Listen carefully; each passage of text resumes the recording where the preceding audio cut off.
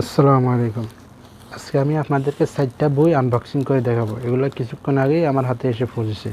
চলুন দেখে নিই এই বইগুলো কী কী এবং দাম কত।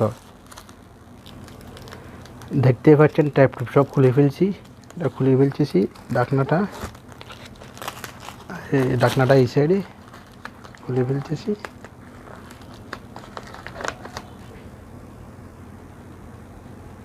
খোলা খালি সব শেষ, এখন বের করে ফেলবো। এই যে বের হয়েছে হচ্ছে জনপ্রিয় 4টি বুক বের হয়ে গেছে। এই মামলাবাদ দিয়ে লাগানো থাকে। এখানে 4টা বই। বইগুলো কী কী আমরা দেখে নিই। দ্য 80-20 প্রিন্সিপাল, অত্যন্ত জনপ্রিয় একটা বই। তারপর একটা আছে দ্য 4 আওয়ার ওয়ার্ক উইক, এটা অত্যন্ত জনপ্রিয় বই, আমার পছন্দের বই। আরেকটা হচ্ছে এক্স্যাক্টলি হোয়াট টু সে, কমিউনিকেশনের উপর অনেক জনপ্রিয় একটা বই। একটা হচ্ছে